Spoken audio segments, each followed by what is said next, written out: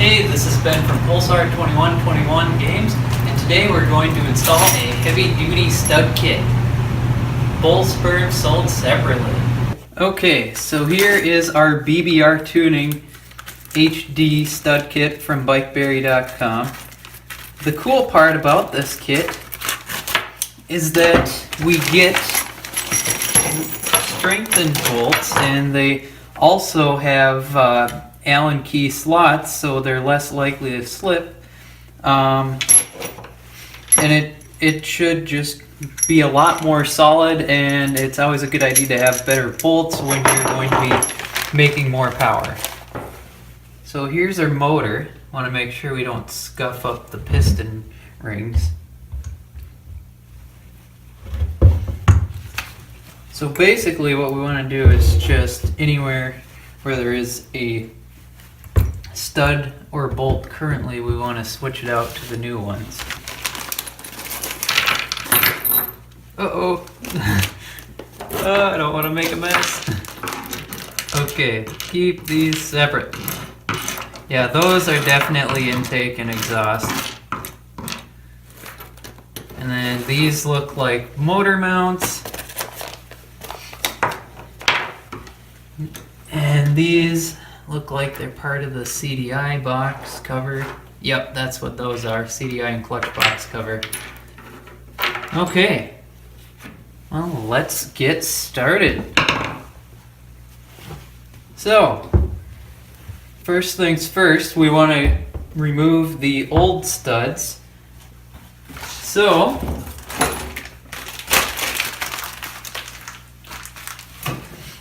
we will grab a 10mm wrench, and then we're going to have a 10mm socket, and we're going to use the double nut method here to remove these.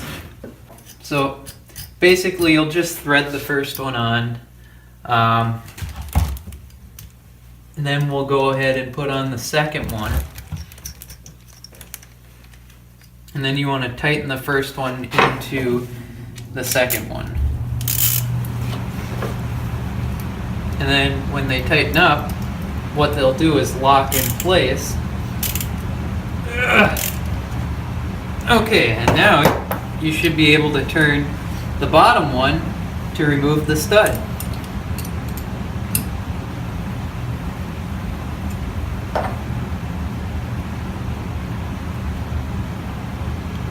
Just like that.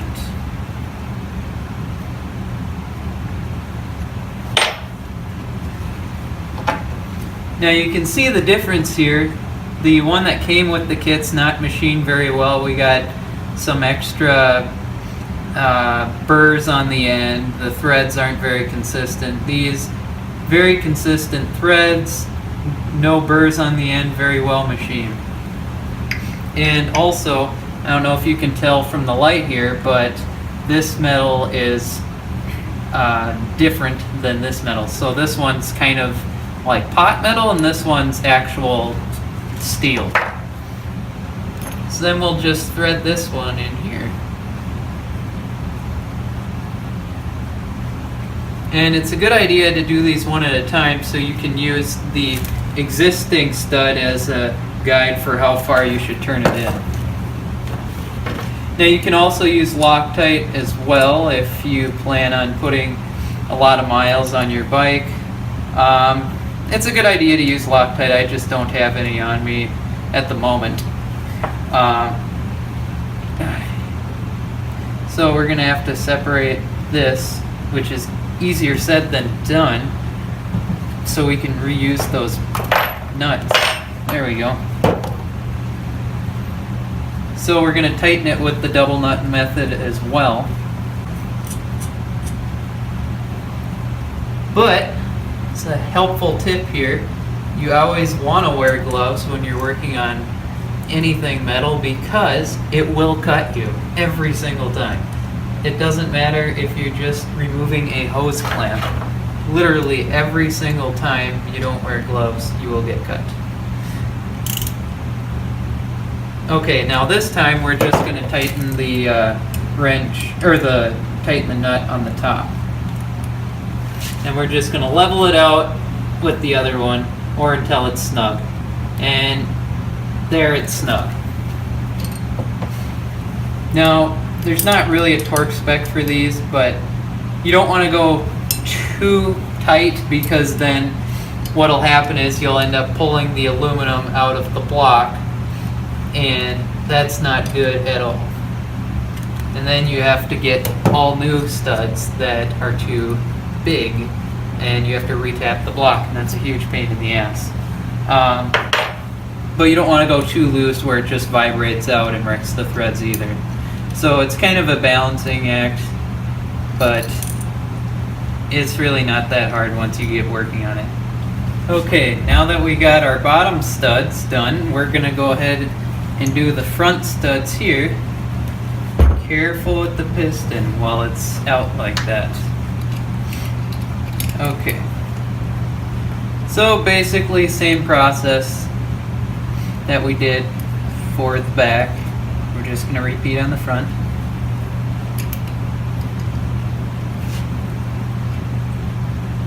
Want to be careful not to cross thread here.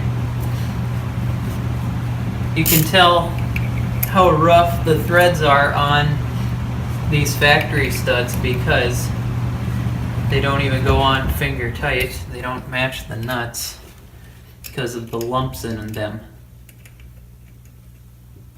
Okay, there we go.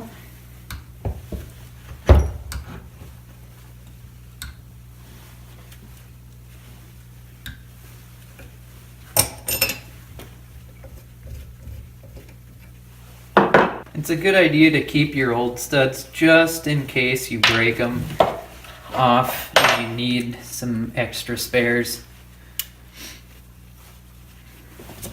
Sometimes you'll need a pliers to get the last one off here. Try not to damage the threads. There we go. And that's also why we're using the double nut method here, is so we don't damage the threads when we're removing the old studs and putting the new ones in. You can use a pliers for all of it, but you're probably going to mar up the threads.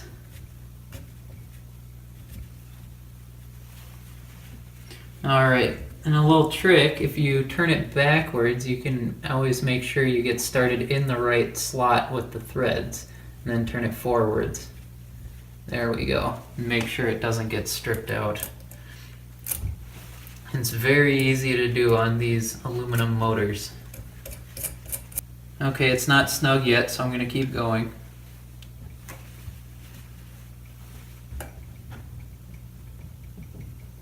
Okay, there we go. That's where it's snug.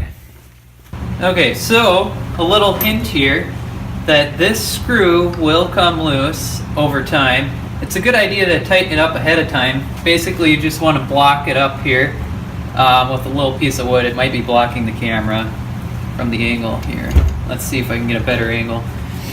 So just block it up in between these two gears, stop rotation, and then tighten up with a screwdriver.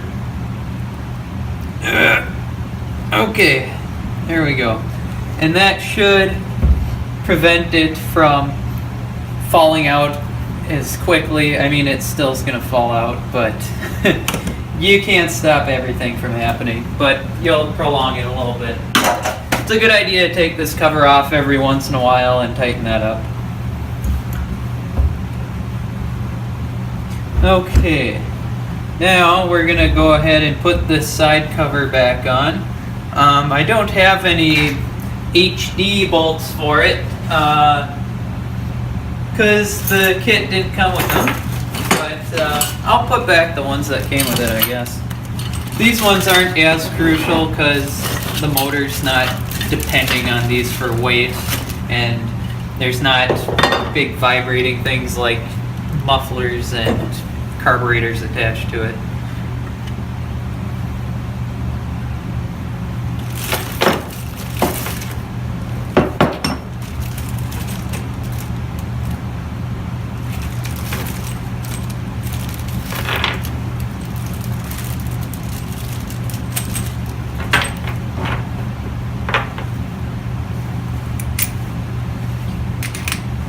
Still want to be very careful that you don't strip these heads Otherwise, you're going to be SOL when you do have to go in there and tighten that screw back up.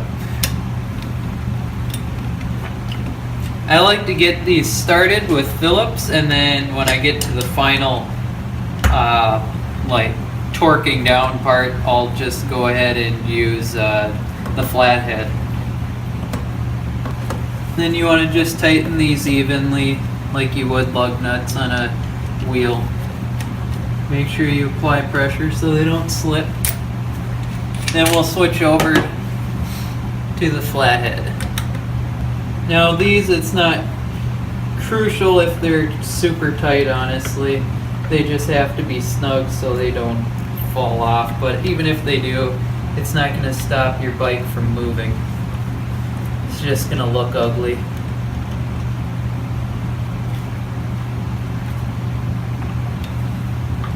Okay, now that we got the side cover on, we're going to switch over to the Magneto.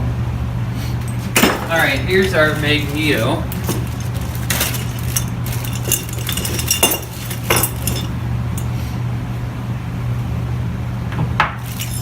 Be careful not to get metal filings on it.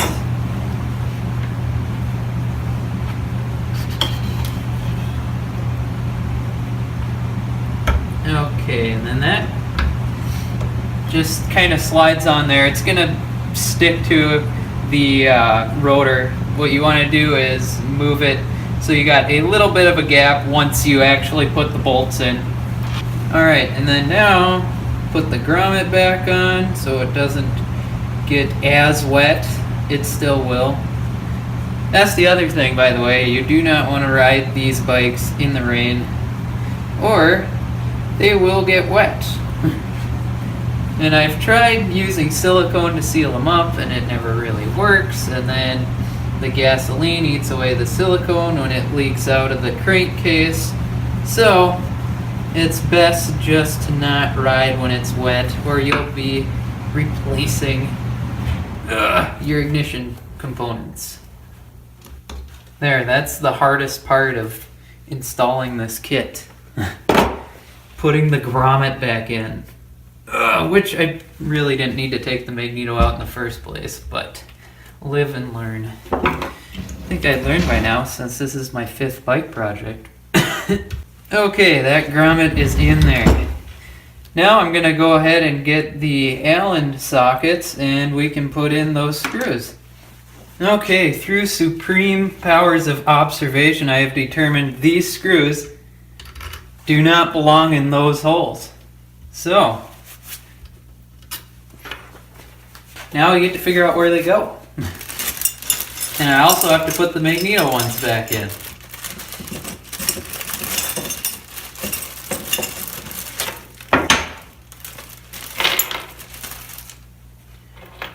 Okay, so yeah, here we go.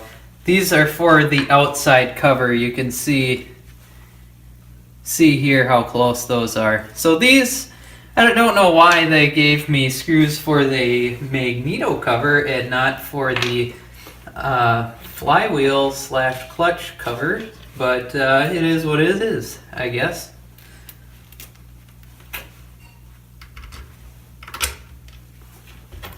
So when you put these screws back in, you kind of have to dance the Magneto around to get to the right holes, because the rotor kind of pulls it other places than it should be. And like I said, you want to try to keep it away from the rotor so it's not actually touching, just close. You don't want to short it out, you just want a magnetic field to pick up.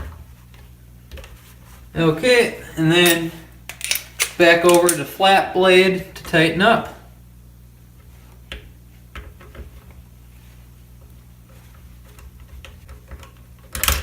Okay, now we're all tightened up here.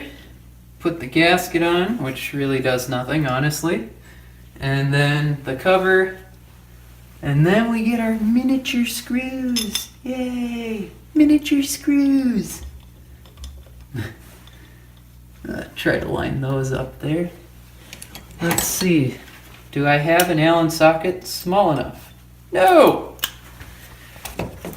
Allen wrenches it is. 2.5 is the magic number. Now again, don't want to strip anything out. Be really careful, take your time. So I've determined that the studs on this cover are just to make it look cool. Or not studs, the Allen head bolts. Doesn't that look so much cooler? Kind of lame, but oh well. These are an improvement, that is for sure. And so are those head bolts. Okay.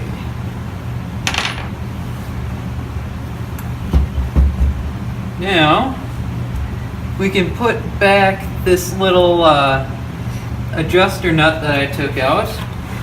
That, well actually it's really just a mounting nut. What it does is it holds in the clutch cable, so when it pulls around through here, it has something to hold against. So we're going to put that back. Pretty simple, just a little barrel to hold the clutch cable in place. Oh, this is a non-adjustable one, so that's cool. Well, we're not going to have our clutch cable at that angle. It's going to be more like that, so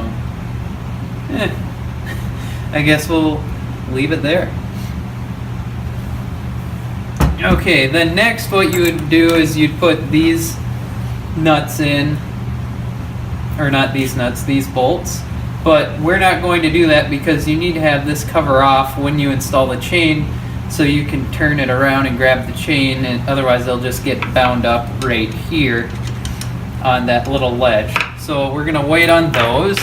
These are for intake and exhaust, and as you probably guessed, since this is a performance-oriented build, we're going to be putting on different than stock intakes and exhausts. So we're going to hold off on those, and we're also going to hold off on these stud bolts because the high compression head has not come in the mail yet, and I do not want to scuff up those rings with these threads.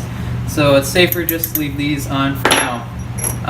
In our next video, we will cover those 3 items, and hopefully, well, not those 3, it'll be one of those 3 depending on which gets here fastest, and then hopefully this will be on the bike shortly. Hey, thanks for watching our video today. Hopefully next time we will have a high compression head to throw on there, and maybe we'll also talk about spark plug gapping a little bit.